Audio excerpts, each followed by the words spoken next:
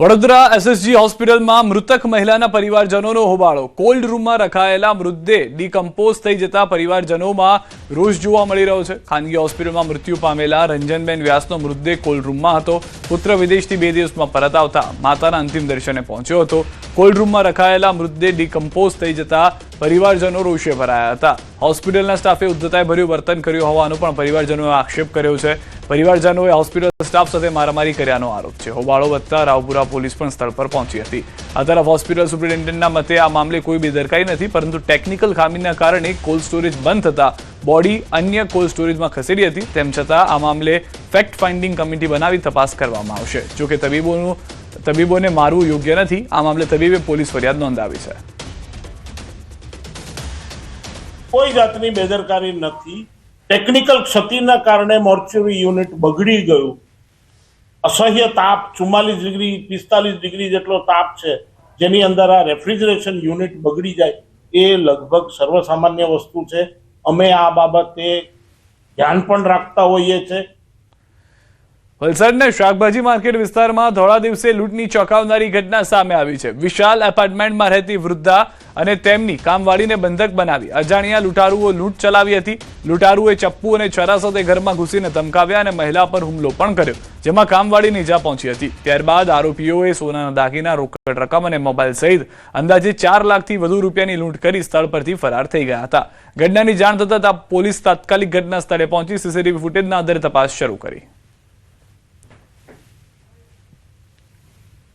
એટલે પેલા 3 ભાઈઓ આવીને ઘૂસી ગયા અંદર। એકના હાથમાં મોટો છરો હતો, મારું મોઢું દબાઈ દીધું, નાક દબાઈ દીધું ને છરો ગળા પર મૂકીને એમ કે તમે જે કંઈ પહેર્યું હોય તે આપી દેવા અમને। રોકડ કેશ હતા 60-70 હજાર ને સોનું ને બધું મળીને 5-1 લાખ। આ તરફ વડોદરાથી સમાચાર। સમા વિસ્તારમાં ધોળા દિવસે લૂંટ। વૃદ્ધ દંપતીને ઘરમાં બંધક બનાવી લૂંટ ચલાવી છે। ચપ્પુની અણીએ મારપીટ કરીને લૂંટ ચલાવી છે। સોનાના દાગીના, 12,000 રોકડા, પર્સ અને મોબાઈલ લઈ ફરાર થયા છે। લૂંટારુઓ સીસીટીવી કેમેરામાં કેદ થયા છે। પોલીસે સમગ્ર મામલે વધુ તપાસ હાથ ધરી છે। इतने में मुझे धक्का मार के गिरा दिया। गिरा देने के बाद मुझे गला में दबा के रखा और चाकू छाती में रखा, बोला तुमको मार दूंगा। फिर हमारा उंगली का जो दो रिंग था वो खींच के लिया। पर्स में मिसेस का एक छोटा पर्स में पैसा था, 12,000 जैसा था, वो लिया। हमको दोनों को रूम में बंद किया और फ़ोन भी नहीं था, तो किसको फ़ोन कर नहीं सकता है। फ़ोन भी ले गए? हाँ, फ़ोन भी ले गया। અમદાવાદના વટવાના કુતુબનગરમાં વર્ષ 1992માં થયેલી યુવતીની હત્યાનો ચોંકાવનારો ભેદ હવે ઉકેલાયો છે। પોલીસ તપાસમાં ખુલાસો થયો છે કે યુવતીનો મૃતદેહ આરોપીના ઘરમાં આવેલા ખારકુવામાં છુપાવવામાં આવ્યો હતો। પરિવારને વર્ષો સુધી યુવતી જીવતી હોવાનું ભ્રમિત રાખવામાં આવ્યું હતું અને તેમણે અંધશ્રદ્ધા તથા ભુવાઓનો સહારો લીધો હતો। બાદમાં મળેલી માહિતીના આધારે પરિવારજનોએ પોલીસને જાણ કરી। ત્યારબાદ ક્રાઇમ બ્રાન્ચની ટીમ જેસીબી મશીન સાથે સ્થળ પર પહોંચી તપાસ શરૂ કરી। અંદાજે 35 વર્ષ જૂના કેસમાં મૃતદેહ અથવા તો અવશેષ મળવાની શક્યતા વ્યક્ત થઈ રહી છે। પ્રાથમિક તપાસમાં યુવતીની હત્યા થઈ હોવાની શંકા છે, જ્યારે મુખ્ય શંકાસ્પદ આરોપી શમસુદ્દીનનું પણ મોત થઈ ચૂક્યું છે। હાલ પોલીસ સહ આરોપીઓ અને સાક્ષીઓની પૂછપરછ કરી રહી છે। અલગ અલગ અવશેષો મળી આવ્યા છે અને એનું હવે તપાસ ચાલુ છે। ડીએનએ પરથી ખ્યાલ આવશે કે આ મૃતક કોણ છે અને મૃતકની ઓળખાણ થશે, તેના પછી ખ્યાલ આવશે કે આ મામલો શું છે। હાલ અત્યારે અમને માહિતી એવી મળી હતી કે આ મહિલા છે અને એને અહીંયા દાટી દીધેલી છે। હવે આગળની માહિતી અમને ડીએનએ મેચ થયા અને તપાસ પછી ખ્યાલ આવશે કે આ મામલો શું હતો। સુરતના વેસુ વિસ્તારમાં યુવક પર થયેલા જીવલેણ હુમલાના મામલે પોલીસને મહત્વપૂર્ણ સફળતા મળી। વેસુ પોલીસે આંબેડકર નગરમાં ચપ્પુ વડે હુમલો કરનાર 5 આરોપીની ધરપકડ કરી, જેમાં એક આરોપી સગીર હોવાનું સામે આવ્યું। આ મુદ્દે ભોગ બનનારના પરિવારજનોએ વેસુ પોલીસ મથકનો ઘેરાવ કરી નારાજગી વ્યક્ત કરી। અગાઉ હુમલો કરીને આરોપીઓ ફરાર થઈ ગયા હતા, પરંતુ પોલીસે સઘન તપાસ બાદ તમામ આરોપીઓને ઝડપી પાડ્યા। હાલમાં પોલીસે કાયદેસરની કાર્યવાહી શરૂ કરી છે।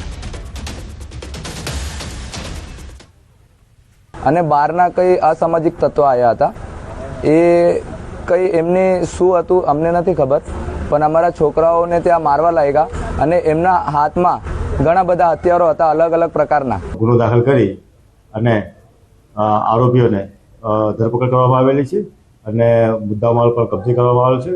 હાલમાં એ લોકોને અટકાયત કરી અને નામદાર કોર્ટમાં પેશ કરી રિમાન્ડની માંગણી કરનાર છીએ. ટોટલ કુલ 8 આરોપીઓ હતા, જેમાંથી 5ની ધરપકડ થઈ છે અને એક આરોપી કાયદાના સંઘર્ષ અને જેમાં એક વ્યક્તિ એ કાયદાના સંઘર્ષમાં આવેલો હોવાનું જણાય છે.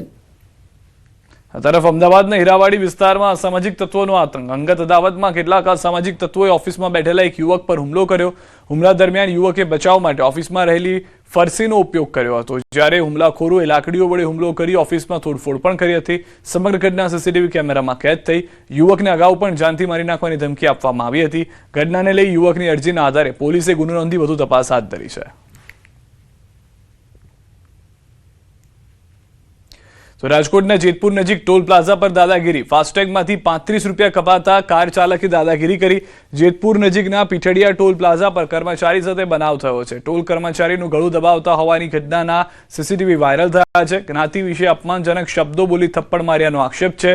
શિફ્ટ સુપરવાઇઝરે વચ્ચે પડી કર્મચારીને છોડાવ્યો છે. આ ઘટનાને 2 દિવસ બાદ પીડિતે વીરપુર પોલીસમાં નોંધાવી છે ફરિયાદ. પોલીસે આરોપીનું વિપુલ કાઠીનું બનાવ સ્થળે અને ગામમાં રિકન્સ્ટ્રક્શન કર્યું.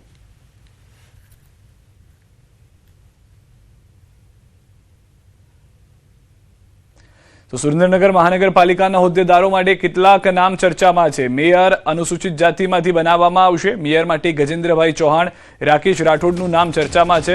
કુસુમબેન સોલંકી, રાજેન્દ્ર પ્રભુદાસ રાઠોડ પણ દાવેદાર છે.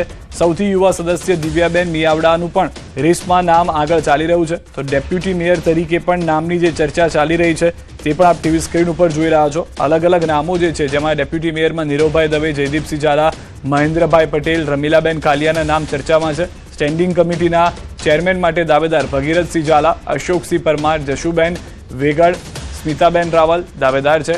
સુરેન્દ્રનગર મનપા જાહેર થયા બાદ પ્રથમ ચૂંટણી યોજાઈ હતી.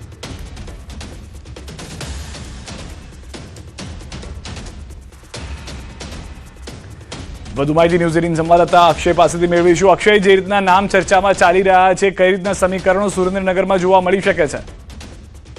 જી, ચોક્કસથી વાત કરવામાં આવે તો સુરેન્દ્રનગર મહાનગરપાલિકા માટે આજે પ્રથમ મહાનગરપાલિકા જાહેર થયા બાદ પ્રથમ ચૂંટણી હતી અને જે પ્રથમ મેયર બનશે તે અનુસૂચિત જાતિ માટેની અનામત બેઠક છે એ જાહેર કરવામાં આવી છે. એને લઈને મુખ્યત્વે જો વાત કરવામાં આવે તો જે 4 છે મુખ્ય દાવેદાર છે, જેમાં ગજેન્દ્રભાઈ ચૌહાણ, રાકેશભાઈ રાઠોડ, રાજેન્દ્રભાઈ રાઠોડ અને કુસુમબેન સોલંકી તેમજ દિવ્યાબેન મિયાવડા નામના કુલ 5 વ્યક્તિઓ છે આ મુખ્ય દાવેદાર માનવામાં આવી રહ્યા છે. જે ગજેન્દ્રભાઈ સોલંકી છે તે વર્ષોથી ભાજપ સાથે સંકળાયેલા છે અને અગાઉ લગભગ અંદાજે 5 થી 10 વર્ષ સુધી તેઓ કાર્યાલય મંત્રી તરીકે પણ ફરજ બજાવી ચૂક્યા છે અને પીઢ અને અનુભવી નેતા હોવાના કારણે મેયર પદના દાવેદારમાં સૌથી મુખ્ય નામ છે ગજેન્દ્રભાઈ ચૌહાણનું હાલ ચાલી રહ્યું છે. જી સિદ્ધાર્થ. આભાર અક્ષય સમગ્ર માહિતી બદલ. તો હાલમાં જે તે જણાવ્યું તે પ્રમાણે નામ જે છે તે અલગ અલગ સમીકરણોના આધારે જોવા મળી રહ્યા છે.